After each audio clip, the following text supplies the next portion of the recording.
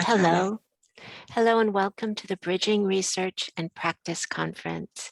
I'm Constance Kim with SHARE. Very happy to be here today. This session is Stroke Danger for Peer Support Professionals, presented by Tanya Mack and Michelle Owens. Both organizations and peer support workers bear responsibility for the wellness of the peer professional. This presentation will use research and lived experience storytelling to analyze the importance and benefits of self-care for both the organization and the peer support worker. Tanya Mack, CPS, Supervisor of Forensic Peer Support. Tanya has worked as a peer professional for the past 10 years and also supervises a staff across the state of Pennsylvania. Hi, baby. Hey. Oh, let me, there we go. And then Michelle Baynes Owens, Master of Divinity, CPS, CRS, is both a peer support and recovery support professional who currently monitors the sobriety of alcoholics and other substance abusers. She is currently pursuing a Ph.D. in community leadership. So happy to have you here, and thank you for all those in attendance. All the sessions at today's events are being recorded, so if you'd like to have a copy of the recording, you are more than welcome. So please, if you would put your name and email and organization in the chat so we can send you a survey and you can ask any questions. If you have any questions or technical problems now, please send me a note directly in the chat. And everyone, if you would please mute yourself now and remain muted unless you have been called upon to speak. And I am now going to turn it over to Tanya and Michelle. So thank you. Thank you. Thank you. Thank you. Well, thank you so much for having us. Today, as we talked about, we're going to be talking about stroke danger and self-care. My name is Tanya Mack. I'm from Pennsylvania. I am the Forensic Peer Support Supervisor in 4 counties, which is Berks, York Adams, and Clarion counties. So that's a wide range of the whole state. And I would like Michelle to introduce herself and tell us, the story that brought us today, why we are so adamant about at Peers Connect to talk about self-care for peer support specialists. Yes, thank you. I'm so excited to be here. Just wanted to thank everybody for attending. Again, my name is Michelle, and I'm going to share a little bit about my story. Tanya and I started Peers Connect about 7 months ago. That's the name of our organization. And we strive to train professionals, whether that's peer support specialists or supervisors, or even organizations, so that they can be more cohesive in the work that we all do together.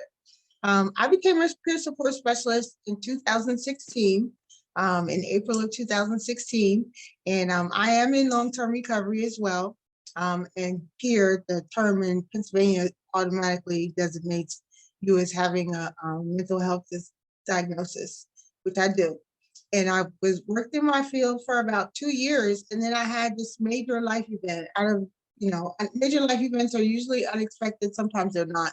But I had a major life event, and my youngest son was murdered unexpectedly. He's only 24 years old.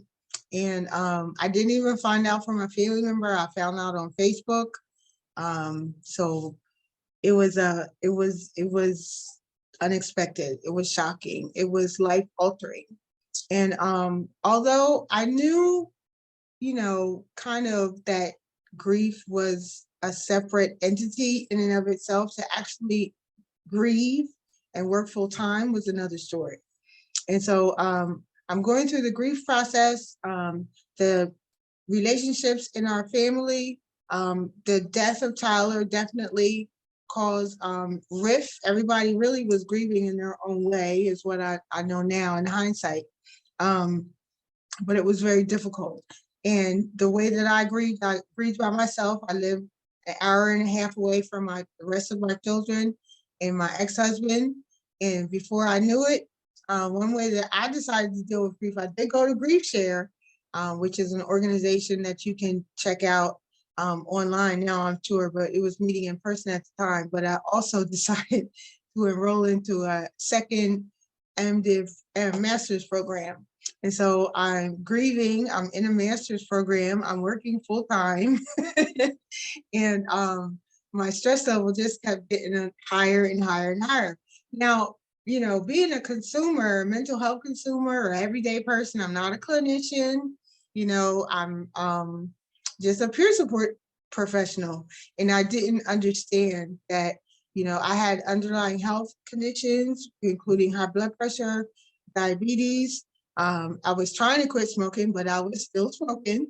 And sometime around the end of May in 2019, my body said, I am so tired.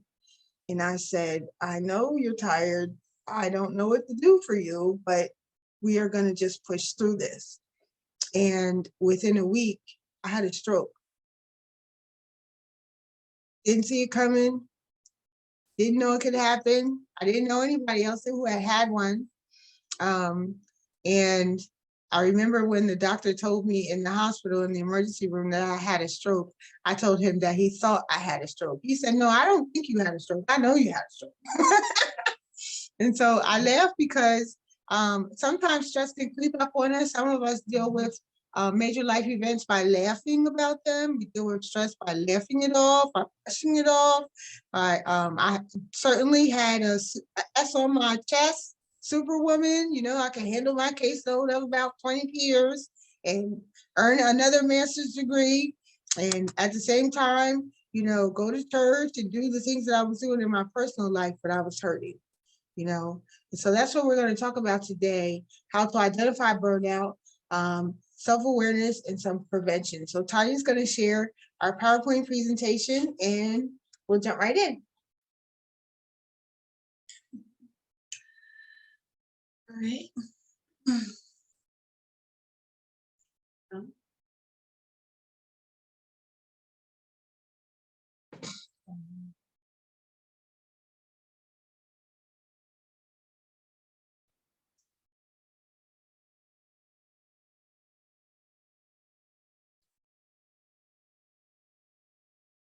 Always some kind of technical. Well, just go ahead and advance the slides.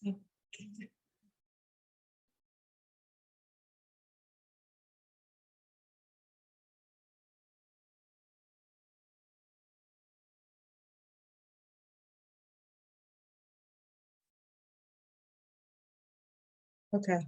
Well, the first slide, of course, talks about what the title of this presentation is. And here we go.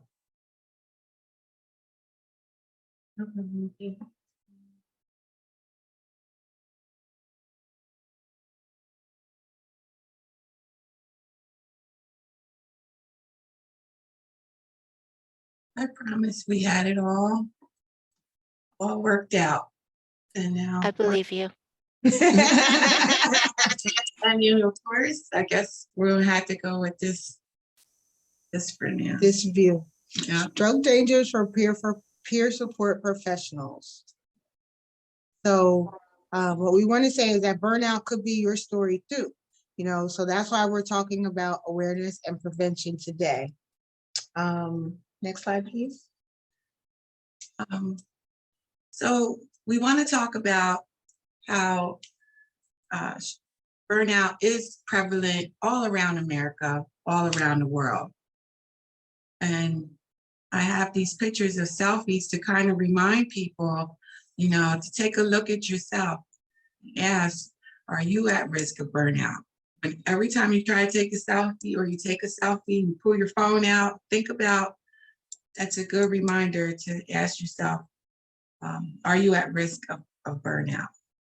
Some other risk factors are smokers, as Michelle mentioned.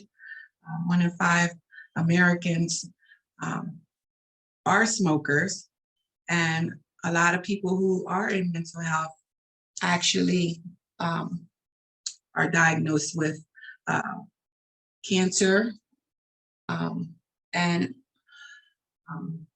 according to the behavioral health and tobacco use, it is linked to Okay, next slide. So if you exercise, your chances of having a stroke or experiencing burnout decrease. What I learned recently is that a lot of the stress that we take on, it filters through our nervous system. It filters through different parts of the body. If you exercise, then you get rid of that excess energy, that negative excess energy. So right now, only about 19% of the population exercises. Are you in the 19%? Also, if you have a mental health diagnosis, you're more likely to have diabetes. If you have diabetes and a mental health diagnosis, you could also have a sleep disorder. You're at high risk for maybe a binge eating disorder, substance use, anxiety, bipolar, depression. We have to know this information. This information is critically important because it keeps knowing it. Awareness is the key. It helps us prevent things from happening that need not happen.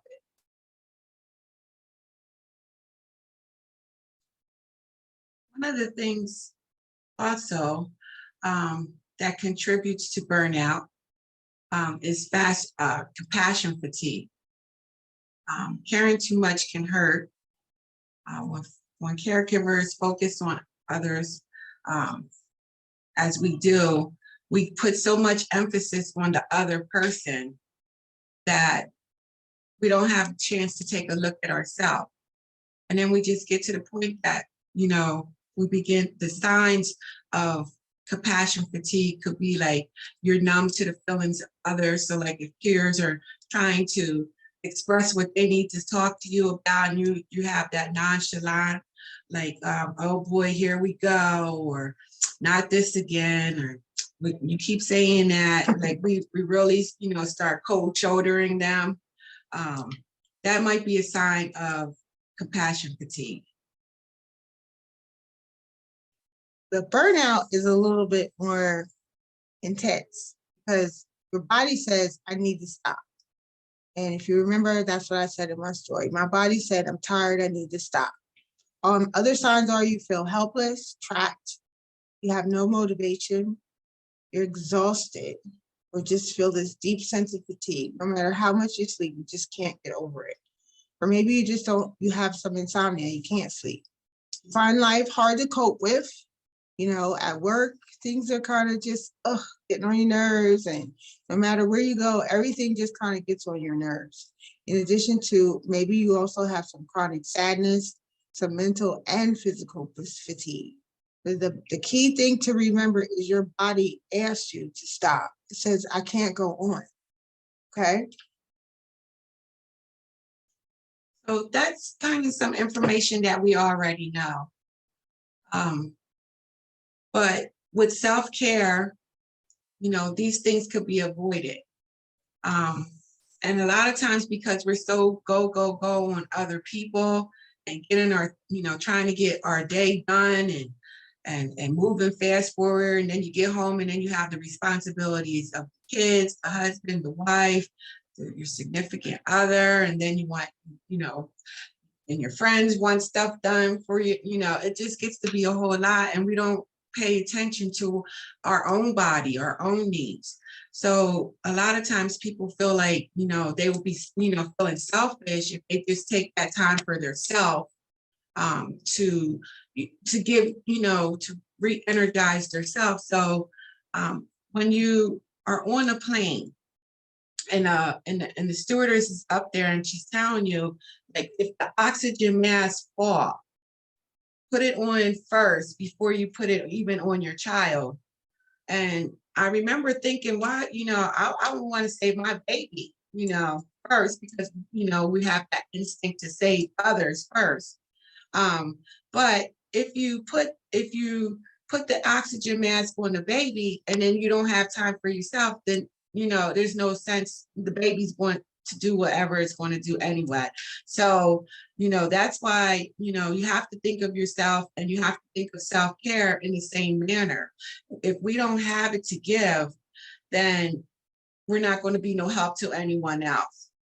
So it's a quality of state of being healthy, but it has to be deliberate and intentional. It has to be an intentional effort. Do you have anything to share on that, Michelle? I think most of us are very familiar with the Wellness Recovery Action Plan, and we created a RAP and we have a RAP, but do we use it on a regular basis? And so deliberate and intentional effort means that I definitely use my RAP. I do a check-in with my supports.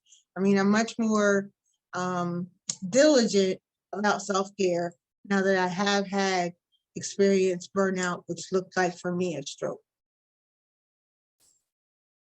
And so we talked about compassion fatigue, and we talked about burnout a little bit more. But what's bringing on a lot of that, and it is stress. Stress leads to compassion fatigue, and then if not treated, can go on to lead to burnout.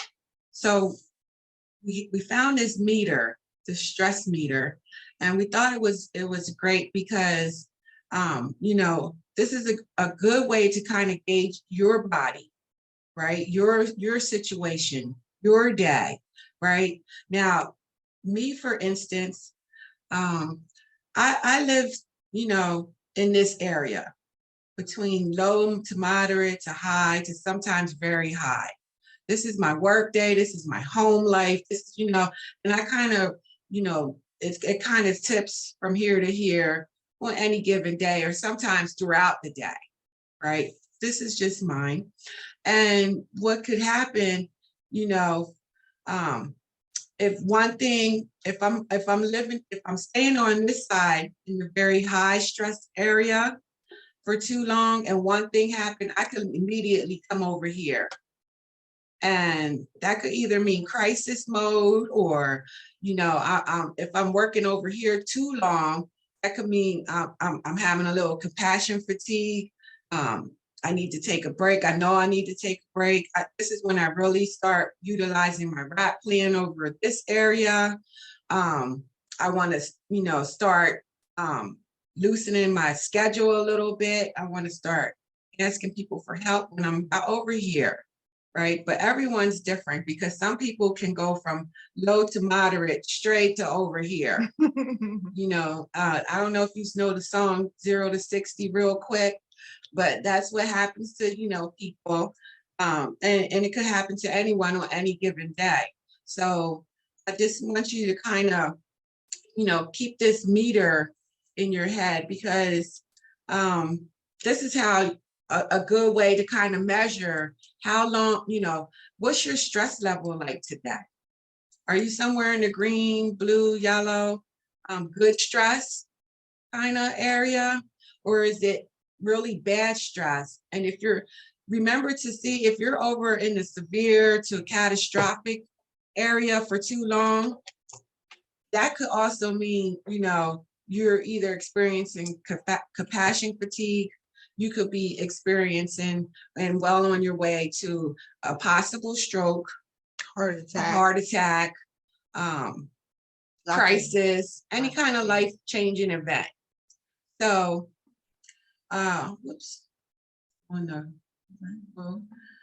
what we want to talk about is also balance.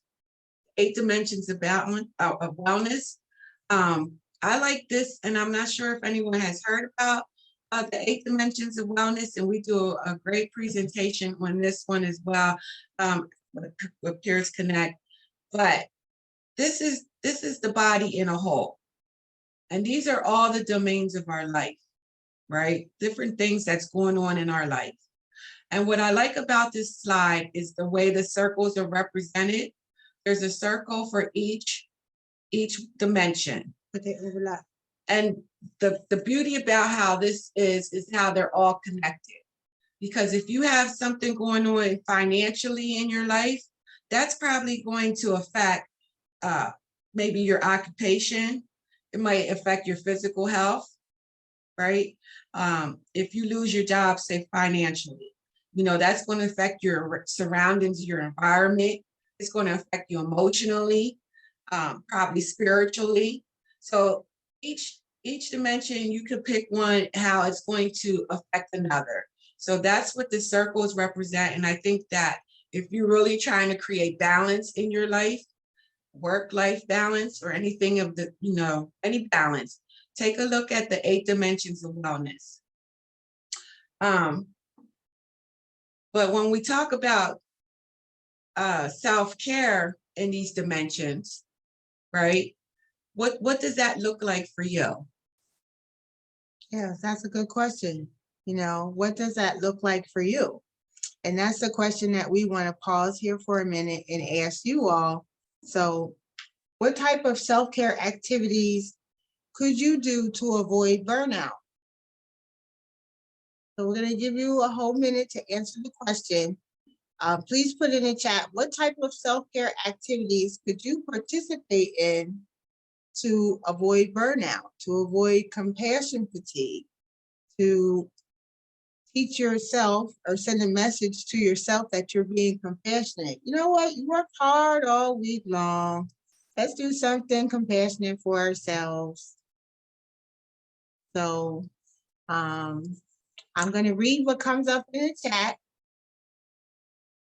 I like walk along the St. Lawrence River with my dog, taking a mental health day and driving to the ocean and watching the waves. I love that one.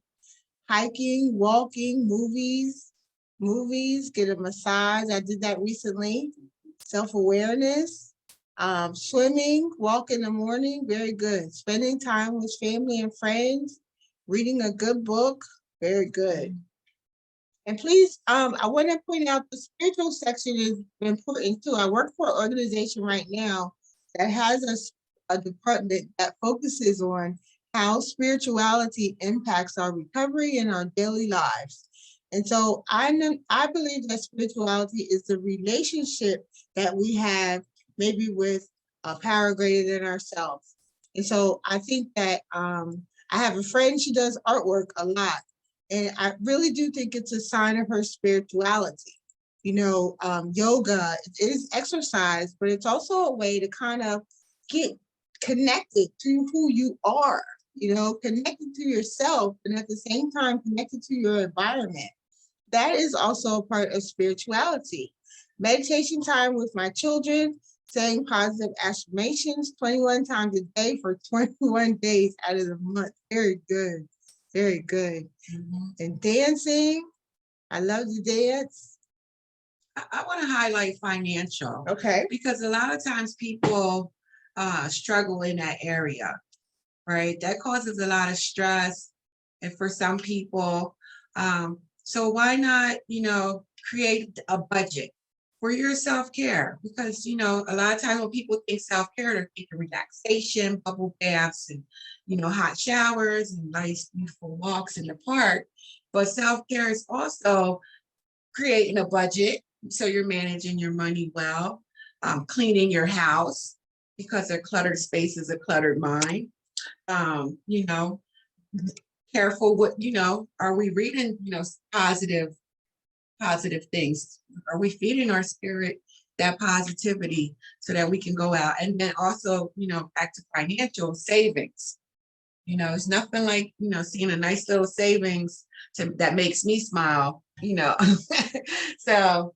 And I think I want to add the intellectual piece. I've just recently started working on the financial piece about 2 months ago. And, but I had to definitely do self-care in the intellectual area. And so, I needed to learn how to budget. I needed to understand the importance of budgeting. I needed to understand the importance of financial wellness. So I've been in this huge learning curve, learning this new way of caring for myself. And so Like the previous slide, I talked about the overlap, how the circles overlap each other. And so a lot of times it's going to overlap in your life too. Is there an area of your life where you feel out of balance, where you could do better? You can stick that in the chat too. You know, is there an area in your life where, you know, you could definitely do some improvement? Now, Tanya and I have been friends for a long time. Okay. And Tanya, she is so neat. She likes everything real beautiful, neat, and organized. Organization is the key. And yeah, so you know that comment about a cluttered house is a cluttered mind. I push back against that.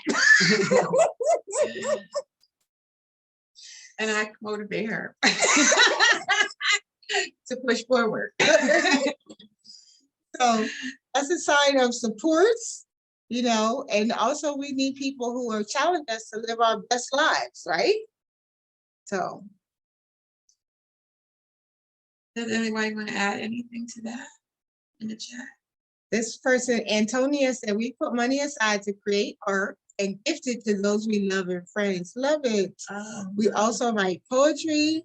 I make my kids go with me outside once a week to dance as wild as we can for 5 minutes. We then laugh out loud for 3 to 5 minutes. I love it. That's wonderful. I love it. Thank you for sharing that, Antonia. So, avoiding burnout. But you all, oh, they hate it? Well, they'll grow to appreciate it when they get older, trust me. So can you please unmute yourself and give us some examples of what avoiding burnout might look like for you? Want to hear your voices. See your faces. One of the things that we do, and it's probably because we're linked with Parents Anonymous, but we utilize the California Parent and Youth Helpline, which each of my kids like to use it a different way. I love the live chat. My children, I have a niece who's autistic and she likes to call in. The boys, they do. I have a son who's going to be 15 and he loves the texting. I mean, he's a teen. And then my 13-year-old son likes the live chat because he's online while he's gaming and he's messaging. I noticed that since we got this line in 2020 when the COVID hit, their whole demeanor completely changed. They used to have a lot of outbursts and slamming doors, and I would have to replace the frame of the door like so many times. But they now themselves will stop and just say, I'm doing me, and walk away, and then utilize, you know, one of the three, whether it's call, text, or live chat. Sometimes I'm like, I'm ready to, because I do work full time and I do volunteer my time and I do work in the community, and then I try to fit in as much as I can so that I don't have to deal with my own mental health, that I forget that I need to take care of my mental health. So I will go lock myself in the bathroom, and I'm sure a lot of people do. And I use that time to vent and utilize the live chat. One thing that I really like about it is that it is confidential and I can use any name I choose. You know, so they are coworkers, but they don't know who I am because I never use the same name. You know, and I'm able to open up in areas that I cannot with. I'm a mother of 7, so I have 4 adult children, and I don't want to burden them with my own overwhelming stress. So there are things I share with them that I feel they can handle. And then there are things that I don't want to weigh on them. So I take care of myself, you know, that way. And I've noticed that I've been able to stay balanced as long as I make it a daily habit. So there are things that we do as a family, and there are things I make them do with me as a family. And there are things that they choose to do on their own. And I think it's amazing when we teach our children that it's okay to stop in your tracks and say, I need a minute, and go take that minute, and Yes. then readdress whatever may be taking place. Yes. My girls were easy, and my boys are just, they are just, they're challenging. They're macho. They're challenging. So But I like that you are taking the time to introduce self-care to your children, because we at least not in my household, it was go, go, go. yeah, and it's silent, silent, silent. Mhm. Nothing needs to be spoken about, Yes. and my kids are like, are we having one of those conversations again? And I'm like, yeah, absolutely, definitely, because I grew up no conversation. I was to be seen and not heard. And one thing that I taught my children is, you are not only to be seen, but you are foremost, absolutely, no matter what, should be heard. And if you ever feel that I'm doing something that is harming you in any way, then you have every right to speak to somebody about it. And It's really great. It's yeah. really great how we've evolved as a society. Definitely. A lot of the harms that were done in across the lifespan of history, the generation before us and the generation before them. We're in a unique position now to kind of rectify some of that wrong. And so the 2 generations from now are going to look so different than what we look like. I'm really excited about it.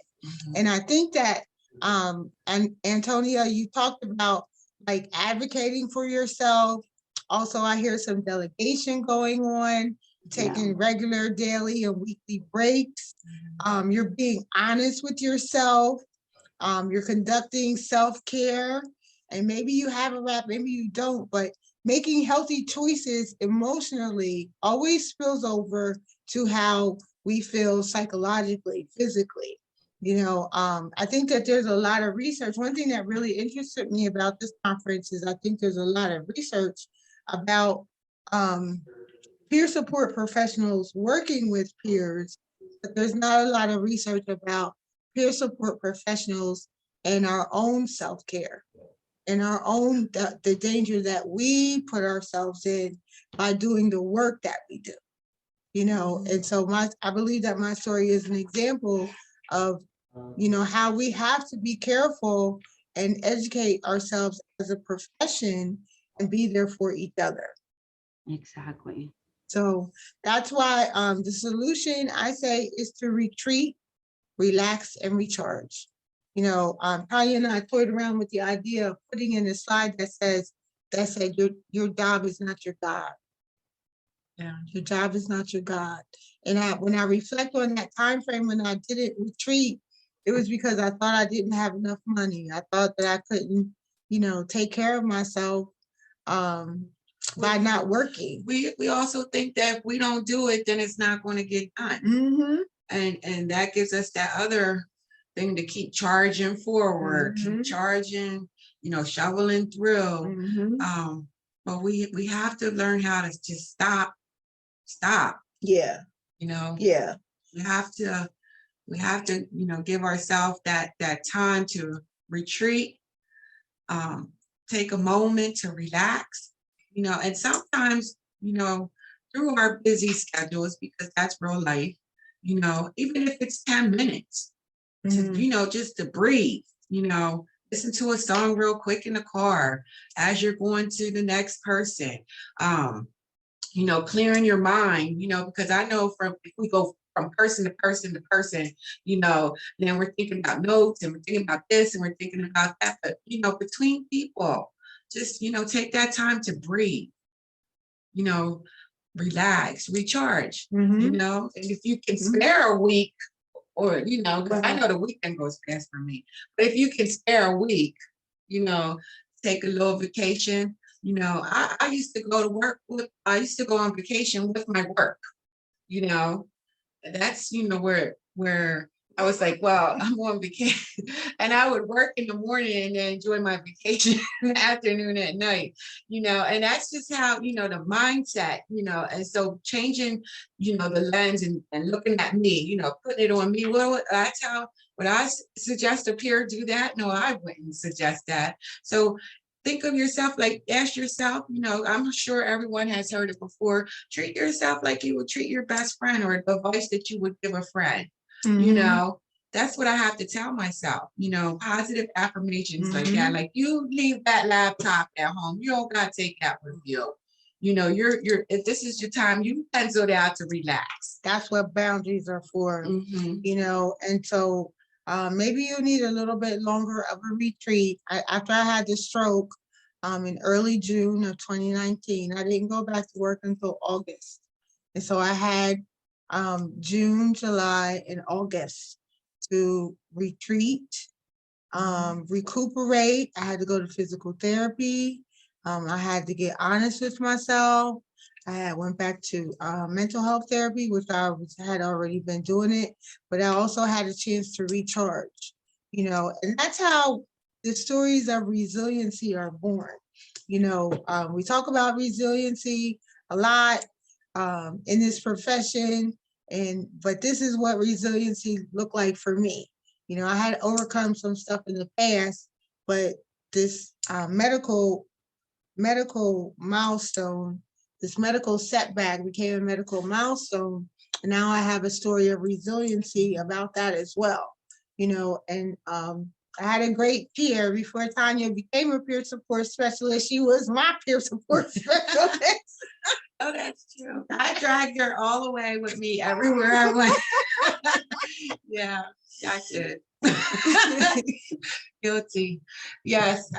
Yeah. So, we are resilient people. We find a way when there's no way, but we have to learn in our journey, what to do, what not to do again. The resiliency, the ability to jump back in, because burnout is not the end of the story. Being able to get back into the swing of things. I remember, when Michelle was on her way back, the bounce back, it wasn't an easy road for her, but she kept at it every day. And she's made a lot of changes since her stroke. She's looking good. She had a problem with her hands, and of course we all have those notes to do, and and here she was struggling with her fingers, but she kept at it. I think I was even typing faster than her, and if you know me, I can't type. And I think I was doing more than her, but I kept motivating her to keep at it, because I know it's going to be some discouragement. There's a lot of readjustment with your schedule when you're trying to do that, and it's serious. You really do have to pencil in, at least I know I do, pencil in that fun time, because I forget to have fun. Recovery is supposed to be fun. We didn't do all this recovering to be miserable and heartaches and all that. No. It's supposed to be fun, so we got to bring the fun back into our lives, while taking care of ourselves. Michelle, did you want to end with anything? No, I think that's it. We definitely want to if anyone has questions, give you all a chance to ask questions. So if you want to unmute yourself or put the question in the chat, that's fine. But that's pretty much all that we wanted to give you all today. We'll answer questions if you have a question.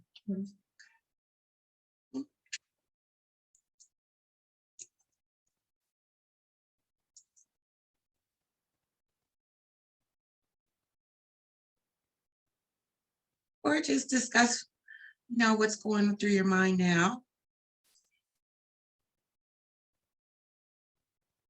Any unique self-care suggestions for anyone? Or maybe red flags. Have you noticed any red signs? I do want to also add that when we talked about the 8 types of self-care, I had a friend who broke her arm and she wasn't working. And I remember asking her, how can you not work while your arm is broken? And she said, I took out some short-term disability and that's what I'm living off of right now. And I thought, I need some short-term disability. and I got it. And thank God I did, because when I had my stroke, that's how I took care of myself, with my short-term disability. So when we talk about self-care, we talk about those different areas of wellness. Do you have short-term disability set up? Do you have long-term disability set up? Do you have a budget? Position yourself so that you can't, if you don't work because something happened, you'll still be able to take care of yourself.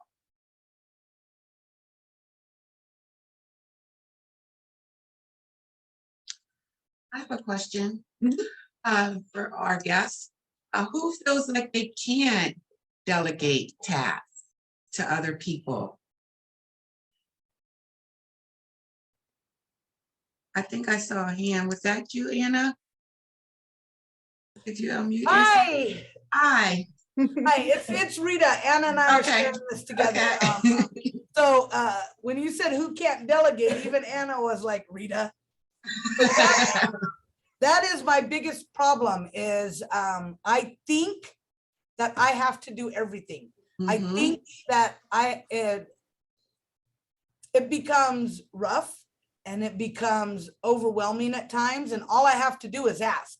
And I have the staff that is willing to help me. I just don't ask. So I find myself staying later, working longer. So Anna and I are the supervisors of the clinics, and we have 4 outpatient clinics that we're juggling between 2 of us. And we thank God we have amazing staff. We have amazing staff, otherwise we wouldn't be able to do it. But and our staff is with counselors, peers, therapists. So we're doing it, but I have a problem. I feel like I don't want to burden my staff. And it was said to me at one point, I'm hindering my staff's growth by not teaching them to do certain tasks. So for instance, COVID has hit very hard the past few weeks. And there were papers that just little things like we call it here extensions, right, for services. And I had, I think, 4 clinicians that needed different extensions filled out. And instead of getting a peer or somebody else teaching them to do it and allowing them, I'm staying late at work. Let me get these filled out. And I have to learn to trust others, I guess would be a better term for it. Trust that it'll get done. Anna here can do it.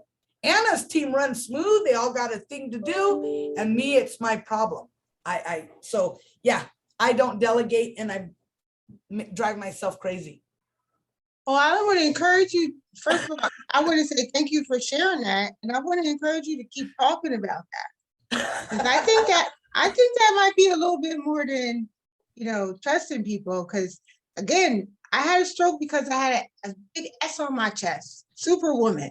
Yes. I can do it all. I can do it all. And so I had to ask myself, now I even still ask myself, do you want to have another stroke? Well, I'm learning. I've been with this company 9.5 years. I can't do everything. And on top of my full-time job, I'm also my grandmother's caregiver on the weekend. So it's like I'm paying for her care, and then I go Friday right after work straight to her house, stay with her the weekend, make sure her groceries and her, so it's like self-care, that's a thing of the past for me. And Anna and I were just talking about it here. When you brought it up, I looked at her and I said, what do you do? And she said, what do you do? Yeah. So, and you said it's a thing of the past, but if you want a future, you better start investing in some self-care, because You know, your grandmother seems to need you, your company seems to need you.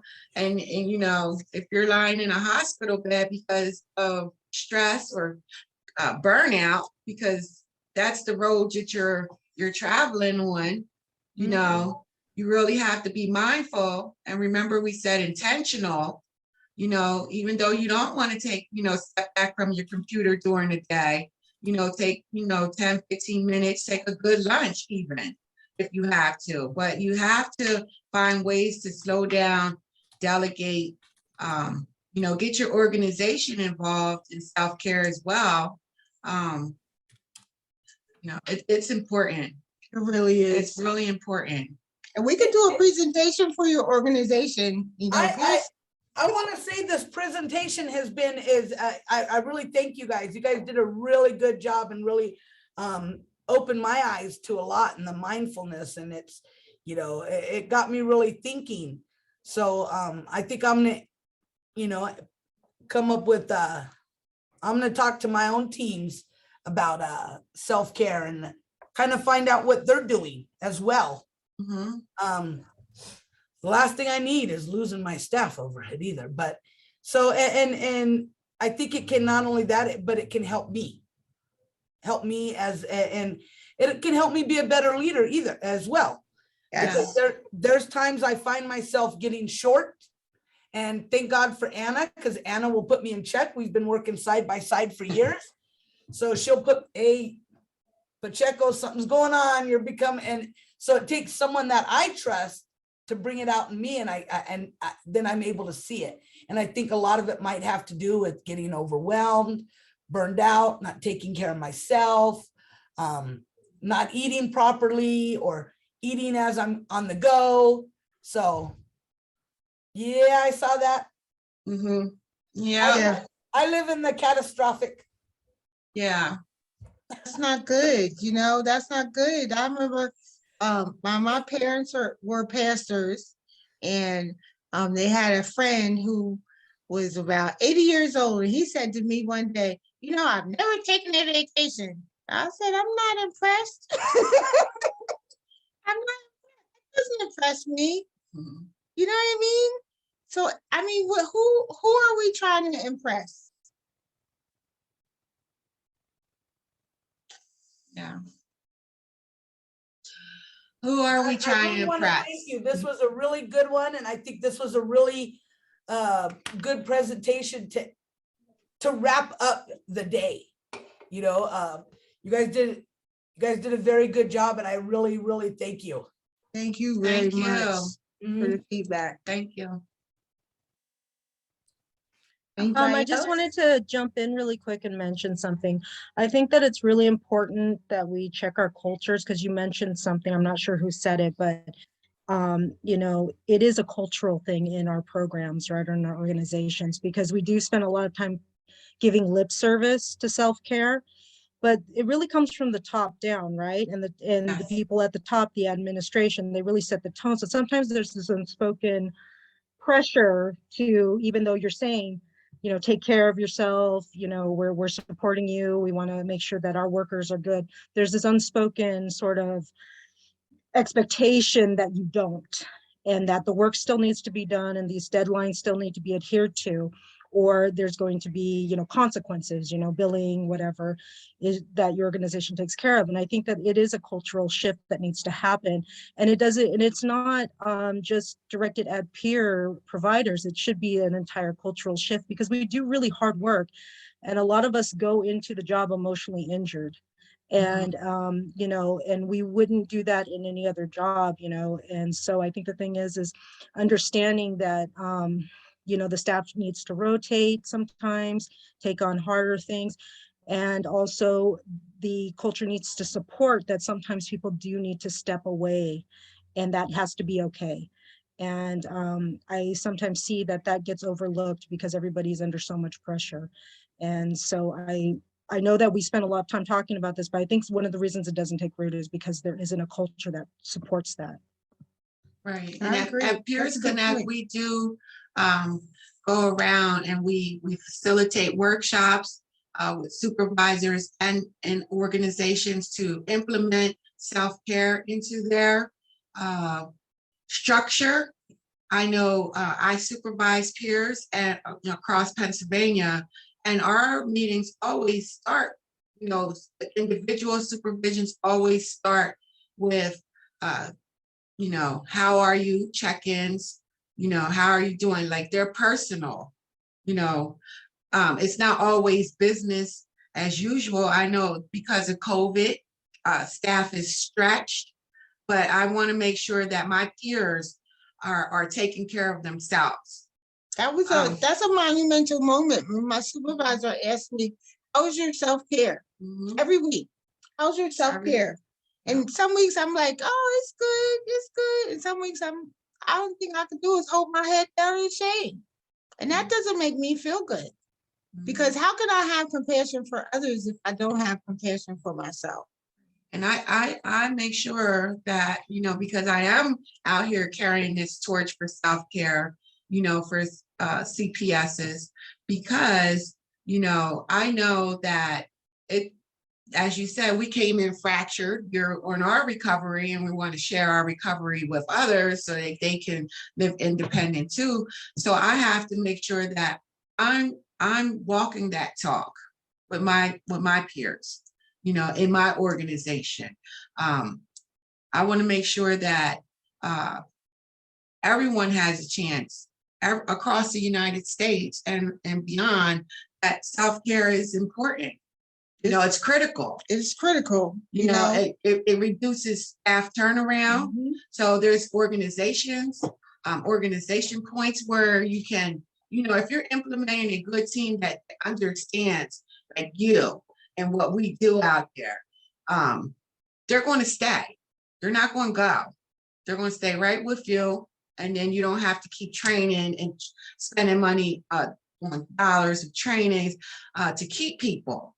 If you implement that culture, in your workspace, and then speaking of space, giving that welcome space that people can come to you and say, hey, I have, I'm not the best right now in my own mental health. Can I, cut back on my caseload a little bit and not feel like make people feel like they have to get those units and all that. If you take that off the table and create that welcoming space of honesty and like, okay, self-care is important, not just to me, but to the organization.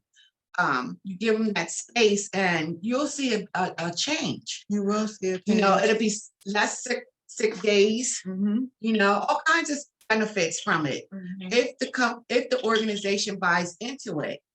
When you look at the long run, I know there's a supervisor peer thing coming up with Share. And that's where I want to really discuss all of that, because they are the bridge. The top to the to the bottom. There's a bridge there that could be connected with just self-care. Yeah, and it goes a long way. When I was out on my when I was out after I had my stroke and I came back to the organization. First of all, the organization was very supportive from the moment my son was killed until I came back. Even when I left the organization recently.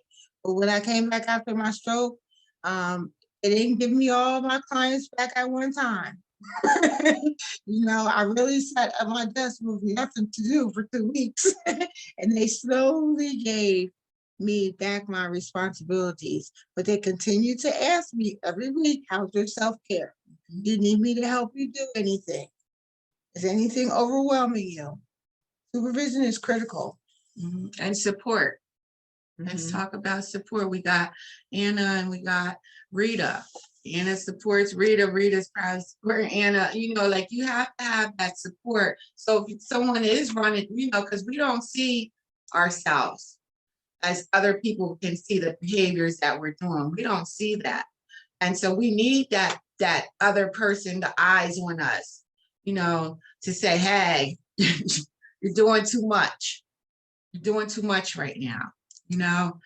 Whether that be in your work life or your personal life, we need other eyes on us, checking in. And I like that word that you used, Rita, leadership. because I am in a Ph.D. program about community leadership, but peers are my focus. I am a leader, whether I chose to be one or I'm one by default. Or I And dragged so, her. yeah, Tanya dragged me. And in the process of her dragging me, I've become a leader that I didn't know I could be, and so people look up to me. And in the last 2 or 3 months, I've been working on how I speak to people. I've been getting the memo, but I haven't really been reading it. And now I'm reading the memo and I have to really, how can I pay attention to how I speak to people if my diabetes is not in order, if my budget's not in order, if I'm not exercising, if I'm not eating well. So I'm doing all this well stuff and I'm able to graduate to the next level of leadership. Okay. And so I like the word that you use, and there could be a higher calling for you, but you can't get to it if you're not doing this self-care on this level. Okay. Any questions coming in the chat? Oh, more questions. I think we're done. Our time is up Thank you. anyway. Well, thank you so much, Tanya Mack and Michelle Baynes Owens. It was really wonderful. Thank you. Guys, thank you. Thank you to everyone who attended, and I think everyone's name and contact info and email is in the chat. That's perfect. The room will stay open for just a few minutes, and thank you again. It was really great. Thank you. Thank you. I guess we're still here for a few minutes. I don't have anything Any- else to say. People are If leaving. anybody wanna, This was really great, and I'm looking forward to receiving the PowerPoints. Thank you, guys. You're welcome. welcome. So Michelle, you said that you would do a presentation. What's that? Well, we do have a presentation called self-care must be intentional. Oh, Yes. So is your information in the chat? Yes. Rita? yes, it'll be Anna Brewster Prowitz and Rita Pacheco. We logged in. Yeah. Which company, organization? Yeah, we're with MFI Recovery. MFI? Uh-huh. Okay. Let me see if I can pull it up.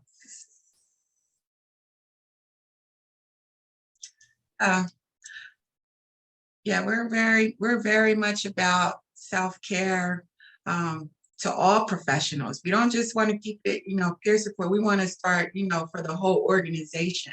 Well, and right now, so we do have weekly staff meetings, and I know right Mhm. now you guys had said instead of going in just straight clinical, okay, this needs to be done, this needs to be done. I think I forget to ask everybody, how are you? Mhm. Well, we talk about different ways and how you can set that up for supervision, so that it's part of the culture. So even if they're coming in, they're already going to know they're talking about themselves. Whether it's if it could be easy as hey, how was your weekend? What are your plans for the weekend? If it's the end of the week, depending on where the check-in is with them. I also changed the name from supervision because, when people got to come and meet the supervisor, they get a little nervous. Yeah. I changed that to coaching Okay. because I'm coaching them. So we have a lot of different things that we bring to the organization, ideas just to create that space of wellness and connecting, to your coworkers, your team. Yeah, so we can definitely, I've captured your information. We can definitely send you an email. And you can reach out to us and we can talk about doing a Zoom presentation. You're in California, correct? Yes. Yeah, we could do. a Unity Zoom- room at 4:30. Is that correct? What happened? Oh, I think that's someone else. So, no, you guys really brought a lot of insight today and things Unity. for me. So Hi, We- everyone.